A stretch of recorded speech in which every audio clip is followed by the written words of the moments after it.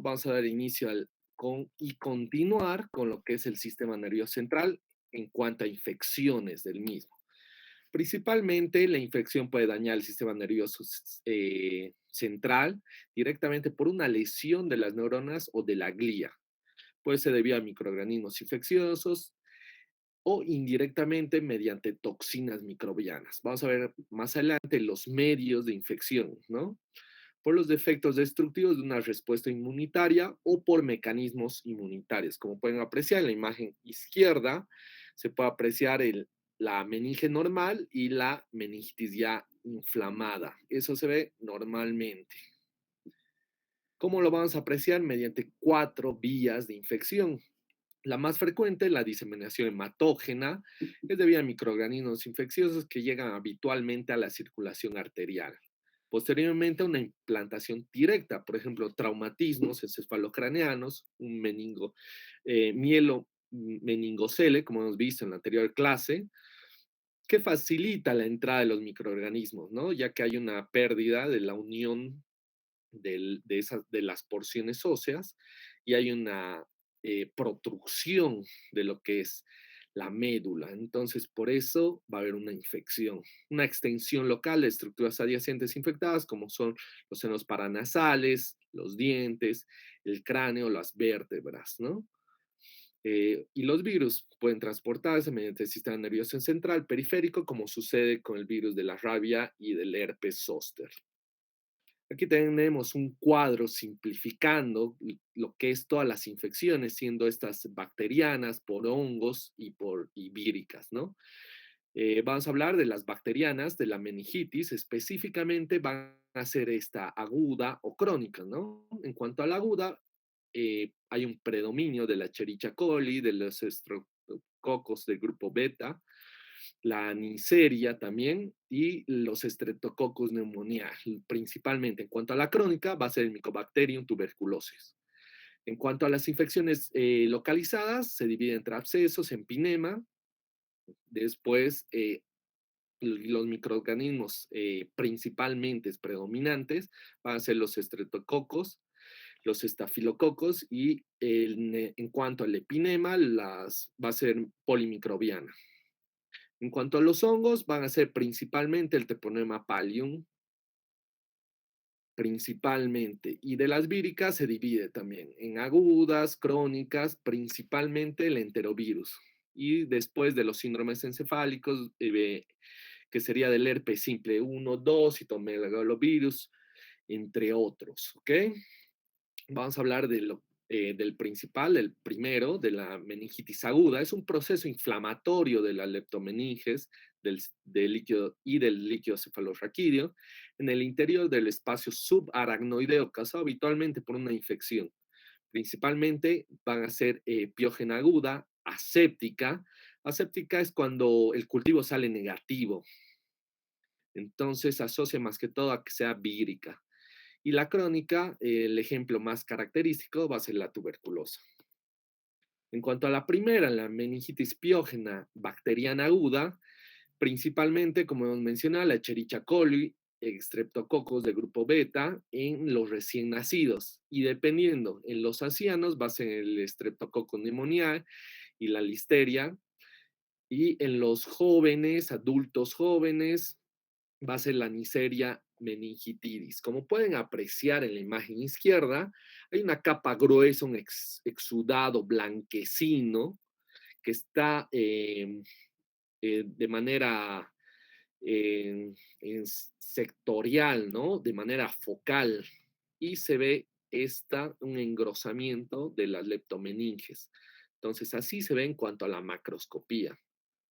De igual manera, en la imagen izquierda se puede ver en la área central una área más blanquecina. Hay un engrosamiento de esta capa, ¿no? Y en cuanto a la microscopía, ¿qué es lo que vamos a poder apreciar? Son los neutrófilos que ocupan el espacio subaracnoideo en las zonas muy afectadas. Esta va a ser, se realiza una tinción especial, que es la tinción de Gram, para ver bacterias. Después, en cuanto a la meningitis piógena, puede causar una fibrosis leptomeningia que conduce a una hidrocefalia, ¿no? Que va a ser el aumento del líquido cefalorraquídeo. Vamos a ver, continuando con la meningitis aséptica vírica aguda. Como hemos mencionado, no se reconocen microorganismos en los cultivos, por eso es aséptica, pero eso se asocia a una etiología más vírica, ¿no? Son pacientes con manifestaciones clínicas de una meningitis, como irritación meningia, fiebre, alteraciones en la conciencia aguda. Su etiología suele ser vírica, pero también puede ser bacteriana por riquecias o hasta inmunitaria, ¿no? En el líquido cefalorraquídeo produce una pleocitis linfocítica, que es el aumento moderado de proteínas y de la concentración de glucosa. Casi siempre es normal la glucosa. Vamos a pasar a las infecciones supurativas focales, agudas, y la principal en este caso va a ser el absceso. Como pueden apreciar, en la imagen izquierda está bien localizado, señalado con la flecha negra, un foco bien delimitado de necrosis, ¿no? Va a haber mucha inflamación y usualmente va a ser bacteriana. En cuanto a la microscopía, ¿qué tipo de necrosis va a ser? Liquefactiva central, rodeada por una tumefacción cerebral. Va a haber un aumento del edema perilesional, ¿no? Va a haber vasos de neoformación porque va a estar queriendo ayudar en ese sector, va a haber aumento de los vasos responsables del edema, como les he mencionado, ¿no? Va a haber un edema vasógeno que va a producir esta tumefacción cerebral. Cuando las lesiones son consolidadas, tienen una cápsula de colágena con fibroblastos, ¿no? Que esta va a estar bien delimitada y va a haber aumento del número de estas células. Continuamos con la meningoencefalitis bacteriana crónica, causada principalmente por el Mycobacterium tuberculosis, seguido del Treponema pallidum después de la Borrelia. Como pueden apreciar, este es el bacilo que tenemos que identificar y se tiene que hacer una técnica especial, la técnica de Sil-Nielsen. Esto lo he repetido todo el año, porque la tuberculosis puede ser extrapulmonar, lo hemos visto en el pulmón, extrapulmonar, hay un predominio de lo que es a nivel de lo que es urogenital, ¿no? De la vejiga y ahora lo vemos a nivel del encéfalo. O sea, esto no se tiene que olvidar nunca. ¿Y cómo se va a ver?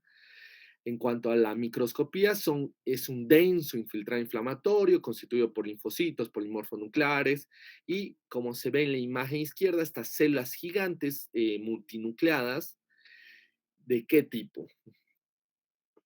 Langerhans, ¿ok?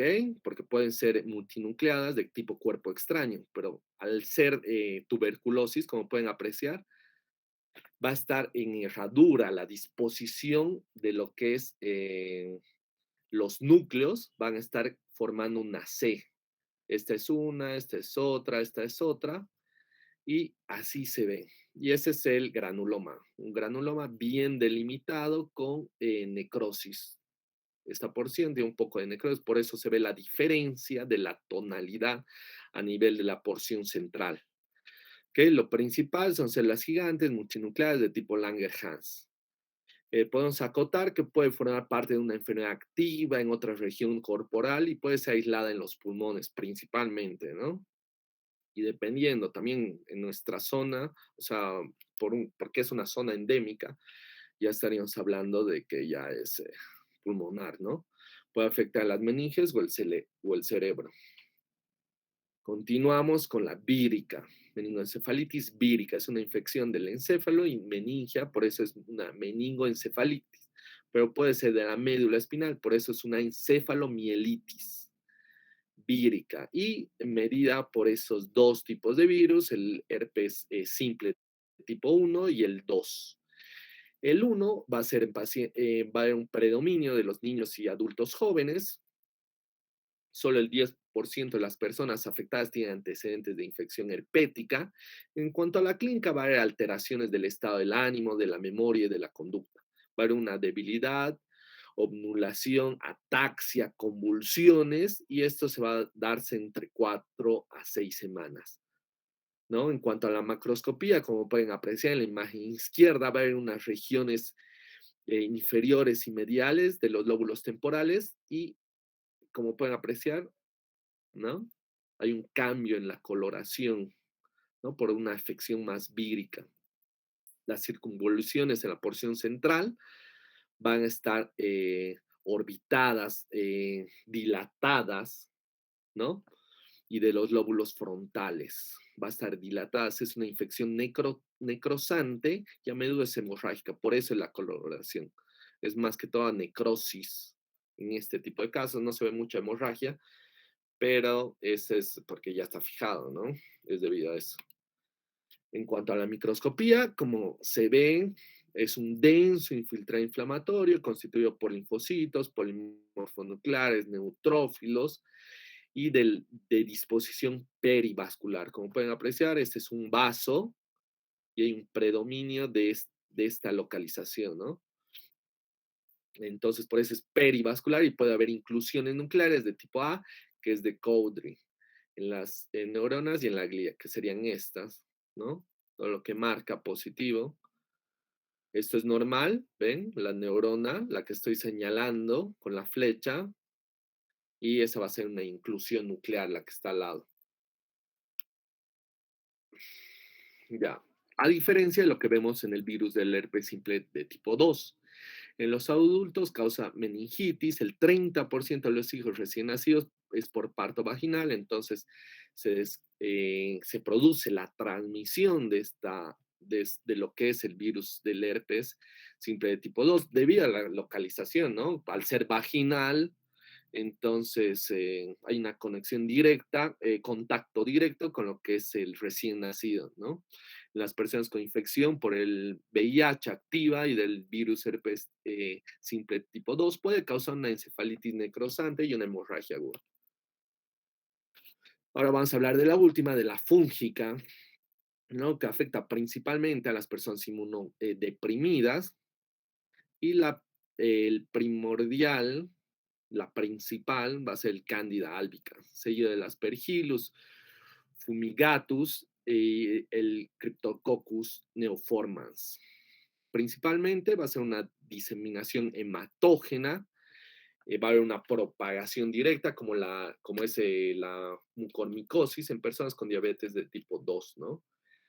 Eh, Eso solo se ve en la mucormicosis, ¿no? Que va a ser y esto se propaga de una manera increíble, ¿no? Se hacen tinciones especiales para microorganismos donde se ve la mucormicosis, ¿no? Como se va a ver como en hifas tabicadas con un ángulo de 45 grados, ¿no? Así se ve la mucormicosis y esto se va a ver de manera directa, ¿no? Una propagación directa de lo que es hacia el encéfalo. Después va a haber infecciones fúngicas del sistema nervioso central, como es la meningitis crónica, va a haber una vasculitis e una invasión parenquimatosa, ¿no? Ahora, cambiando de tema, vamos a hablar de lo que son las enfermedades desmielinizantes. Principalmente son trastornos caracterizados por daños en la mielina con conservación relativa de los axones. Como pueden apreciar, esto es esquemáticamente lo que es la pérdida de la mielina en la porción derecha normal y en la porción izquierda hay daños en esta. Y una de las patologías principales va a ser la esclerosis múltiple, ¿no? Que es un trastorno desmielinizante, autoinmunitario, caracterizado por episodios aislados de déficits neurológicos separados en el tiempo y causados por una lesión en placa a nivel de la sustancia blanca. Más que todo hay un predominio por lo que es el sexo femenino, una relación 2-1, pero se puede dar a cualquier edad. En cuanto a la macroscopía, en fresco son lesiones más firmes que la sustancia blanca circundante, por eso el nombre, ¿no? De esclerosis. Y consisten en placas irregulares de color gris pardo, como pueden apreciar en la imagen izquierda, señalado por las flechas negras, podemos apreciar la tonalidad, ¿no? Como hay un cambio de color gris pardo, amarronado. Entonces, de esa manera se ve en la macroscopía. Y en cuanto a la microscopía, se evidencian áreas de desmielinización que tienen un aumento de los límites bien definidos y esto se evidencia con con la tinción de Paz, ¿no? Como pueden apreciar, hay una discontinuidad de lo que es en esta porción, ¿no? No se ve esto, debería ser todo, y hay una pérdida a nivel de esta porción. Hay una desmielinización, ¿no? Y esto se evidencia específicamente con la tinción de Paz, ¿ok? En cuanto a la microscopía, linfocitos, macrófagos perivasculares en el borde de la lesión. La mielina suele faltar por completo, como hemos visto con la tinción de Paz. Los axones están relativamente conservados y como se comprueba con una tinción para neurofilamentos, como se evidencia en la imagen inferior derecha, ¿no? Ese enmayado es una tinción positiva de color amarronado que hace referencia a todos los axones. Entonces, hay una conservación de los axones, no hay una pérdida de los axones. Lo que hay una pérdida es de la mielina y esto se evidencia con la tinción de Paz. Vamos a hacer que eso se evidencia en la imagen central. Como pueden apreciar, es bien limitada la mielina y solo se ve en esta área. A ver, ¿ven cómo hay una coloración, la tinción de Paz en esta porción? Entonces hay una pérdida, debería ser en toda la imagen y en la imagen izquierda es en cuanto a la histología normal, ¿no? Continuamos con las enfermedades neurodegenerativas. Son trastornos caracterizados por una pérdida progresiva del grupo concreto de neuronas que a menudo tienen funciones compartidas. Hay una acumulación de agregados de proteínas y eso se evidencia en cada una de las enfermedades. Por ejemplo, en la enfermedad de Alzheimer eh, va a estar asociada la alfa-beta, también la T. En la enfermedad de Parkinson va a estar la T, y de manera continua, ¿no? Por ejemplo, en la atrofia sistemática múltiple va a ser la alfa sinucleina, ¿no? En la enfermedad de Huntington son otras, ¿no? Que vamos a ver más adelante. Vamos a hablar de las enfermedades neurodegenerativas, ¿no? Principalmente englobándolas, ¿no? eh, y refieren que difieren de una localización anatómica de las áreas afectadas y sus anomalías celulares específicas, ¿no? Por eso se divide en dos. Uno va a ser debido a su sintomatología, por eso es sintomático anatómico, según las regiones como reflejan los síntomas. Por ejemplo, una afección neocortical causa un deterioro cognitivo y una demencia, ¿no? La afección neocortical. En cuanto a lo histopatológico, ya estaríamos hablando de según el tipo de inclusiones o de estructuras anómalas observadas a través del microscopio. Entonces, por eso hay dos formas de ver, ¿no? Estas enfermedades neurodegenerativas, ¿no? Y un ejemplo claro son enfermedades con inclusiones que contienen la eh, sinucleína, ¿no? Alfa-sinucleína. Vamos a hablar de la principal, de la primera, que es la enfermedad de Alzheimer. Como pueden apreciar, es la causa más frecuente de demencia en adultos en edad avanzada, con una incidencia creciente en función de la edad. En cuanto a la patogenia, como hemos mencionado previamente, hay una acumulación de dos proteínas, de la alfa-beta y de la T, en regiones cerebrales específicas, probablemente como consecuencia de una producción excesiva o puede ser de una eliminación deficiente, puede ser las dos causas. Y como se aprecia en la imagen esquemática izquierda, se aprecia que hay una disminución en el tamaño del cerebro, va a haber una disminución en el tamaño y mueren las neuronas con enredos. Va a haber a nivel de la microscopía se va a evidenciar unas placas que vamos a ver, esto es de manera esquemática, ¿no? Pero lo vamos a ver, este es el tamaño normal y este es el atrófico. Es una relación y aumento de las circunvoluciones, ¿no? Como pueden apreciar. Y en cuanto a la microscopía se ve así, ¿no? Son placas amieloides y los ovillos neurofibrilares. Las placas son depósitos de péptidos alfa-beta agregados en el neurópilo, mientras que los ovillos son agregados de la proteína T de la unión del microtúbulo. La generación alfa beta es el fenómeno iniciado crítico en el desarrollo de esta enfermedad. ¿Ok? Como hemos visto, cómo se evidencia estas placas, ¿no? Y tienen una porción mieloide en el centro, ¿no? Un núcleo beta amieloide. Y esta es una placa senil normal, ¿no? Y esta sería una de Alzheimer. Cuanto a la macroscopía, muestra una atrofia cortical variable marcada por estrechamiento de las circunvoluciones y un ensanchamiento de los surcos más pronunciados, como pueden apreciar en la imagen. En el hemisferio izquierdo es más normal y en el derecho se ve esta atrofia, ¿no? Cortical, va a haber estas circunvoluciones muy pronunciadas, estos surcos más amplios, y esto se ve a nivel de la macroscopía, ¿no? Y también se ve en una resonancia magnética, ¿no? Obviamente. Pero eso es a nivel de la macro. Esto, la única forma que podríamos ver esto es una autopsia, ¿no? Y a nivel de la microscopía presentan estas placas neuríticas seniles y ovillos neurofibrilares, ¿no? También se observa una pérdida neuronal progresiva y finalmente extensa y la gliosis reactiva, o sea, periférica, va a estar una gliosis reactiva de las mismas regiones con abundantes placas y ovillos. Como pueden apreciar en la imagen superior izquierda, hace referencia a estos centros amieloides, que es una porción más,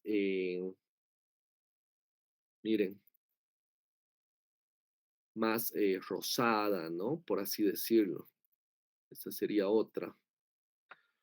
Y en la porción, en la imagen superior derecha, ya se aprecia lo que es el neurópilo circundante, y esto es debido a una tinción especial. No es una tinción especial, es en cuanto a la inmunohistoquímica para alfa beta, y ya se aprecia, ¿no? Que marca positiva. ¿Cuándo sabes que es positivo? Cuando hay una tinción amarronada. Si es amarronada, es positivo. Y eso es de manera intensa, son 3 sobre 3 cruces, ¿no? Para que sea positivo. En cuanto a la imagen C, ya se aprecia el ovillo neurofibrilar, ¿no? Que sería esta porción, y esta ya es adentro de la célula un poco, ya se ve. Por eso refiere que es en el interior de la neurona y hay unos ovillos extracelulares, ¿no? Los he marcado los dos. Uno es intra, el de la derecha, ¿no? Y el extra sería estos dos más, estos dos. Y por último, mediante la tinción de plata se ve el ovillo neurofibrilar ya en negro, ¿no? Vamos a continuar con lo que es la enfermedad de Parkinson. Es una enfermedad neurodegenerativa caracterizada por un trastorno hipocinético del movimiento que está causado por una pérdida de neuronas dopaminérgicas en la sustancia negra. En cuanto a la patogenia, está asociada a una acumulación y una agregación de proteínas anómalas mitocondriales y hay una pérdida neuronal en la sustancia negra y en otras áreas encefálicas. Como pueden apreciar, no sé si ustedes ya esto en cuarto, creo que no, en quinto llevan, pero lo vamos a estar adelantando. En cuanto a la sintomatología de la enfermedad de Parkinson, vamos a hablar ya de una bradicinesia, va a haber alteraciones mentales, pérdida del olfato, temblores en nivel ya en, en reposo, que es importante, ¿no? Dolores articulares, rigidez postural, distonía, que hay una caminata característica de lo que sería la enfermedad de Parkinson. En cuanto a la macroscopía, va a haber una palidez de la sustancia negra, como se puede apreciar en la imagen inferior izquierda. Ven esta porción, aquí debería estar la sustancia negra, ¿no? Entonces hay una pérdida de las neuronas catecolaminérgicas pigmentadas en estos núcleos. Continuamos en la enfermedad de Parkinson. En cuanto a la microscopía, a ver los cuerpos de Lewy están presentes habitualmente en algunas de las neuronas restantes. Son inclusiones citoplásmicas eosinófilas únicas o múltiples, pueden ser redondeadas o alargadas, que a menudo tienen un núcleo denso rodeado por un halo pálido. Como pueden apreciar en la imagen izquierda, señalado con una flecha negra, como presenta la inclusión, ¿no? Con un halo blanco pálido, bien delimitado. Muy linda esta imagen. Y por último, vamos a hablar de la enfermedad de Huntington. Ah, no, penúltimo. Es una enfermedad autosómica dominante causada por una degeneración de las neuronas en el cuerpo estriado y caracteriza por una demencia y un trastorno progresivo del movimiento. En cuanto a la patogenia, es un prototipo de una enfermedad por expansión de la repetición del trinucleótido de la poliglutamina, ¿no? Como pueden apreciar en la imagen izquierda esquemática, se aprecia esos ventrículos agrandados, ¿no? Y hay una atrofia del tejido nervioso cerebral central y de los ganglios parabasales, ¿no? Por esta misma dilatación. Eso es a nivel de la macroscopía, el encéfalo es pequeño, muestra una atrofia llamativa del núcleo caudado y del putamen. Los ventrículos laterales y el tercer ventrículo están dilatados, como se aprecia, ¿no? La porción izquierda es normal y en la porción derecha ya es un encéfalo más pequeño con dilatación de estos ventrículos, ¿no? En cuanto a la microscopía, va a haber una pérdida notable de las neuronas del cuerpo estriado. En cuanto a la clínica, va a haber una pérdida de las neuronas del cuerpo estriado, cuya función es disminuir la actividad motora. Y por último, vamos a hablar de la esclerosis lateral amiotrófica, ¿no? Con nuestra imagen de Steve Hawkins, ¿no? Para que se acuerden de esta enfermedad, ¿no? Es emblemático. Entonces va a ser un trastorno progresivo que produce una pérdida de las motoneuronas superiores en la corteza cerebral y de las motoneuronas inferiores en el tronco encefálico y en la médula espinal.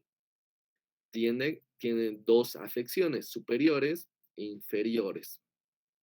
Superiores a nivel de la corteza cerebral e inferiores a nivel del tronco encefálico y de la médula. Vamos a hablar, son hombres, hay un predominio leve por el sexo masculino, más que todo a nivel de la quinta década de vida, está asociada a la degeneración de las motoneuronas superiores e inferiores, asociada a menudo con una acumulación de las proteínas tóxicas, de proteína tóxica, ¿no? Y como pueden apreciar, en la imagen izquierda va a ser una cara anterior y la porción inferior es la porción posterior, ¿no? En cuanto va a haber un adelgazamiento de las raíces anteriores motoras, que serían estas van a estar adelgazadas, como pueden apreciar, estas están adelgazadas, que son la porción motora, y la porción posterior, que van a ser estas, las sensitivas, van a estar más adelgazadas. Entonces va a haber un adelgazamiento de las raíces, ¿no? Y en cuanto a la microscopía, como pueden apreciar en la imagen derecha, es un corte transversal de lo que sería ya la médula espinal. Se observa una pérdida de las fibras mielínicas. Como pueden apreciar, en esta porción debería ser más oscura como esta, entonces hay una pérdida de las fibras mielínicas y de los haces córtico-espinales. ¿Ok? Entonces, con eso damos concluido el tema de hoy. Los temas, porque son varios, si se han dado cuenta, o sea, de las 100 páginas que tiene el sistema nervioso central, he hecho 93, ¿no?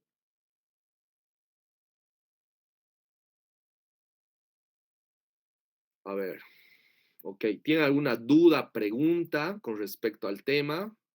Si puedo aclarar, ya saben, ya se acerca su examen, su parcial y próximamente el final.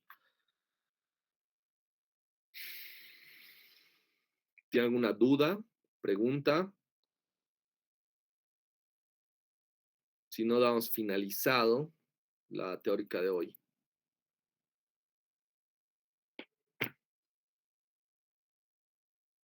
Hasta luego, Raquel, se cuidan. Buenas noches, gracias, gracias por esperarme y lo aprecio eso. Muchísimas gracias. Disculpen por por este percance que tuve.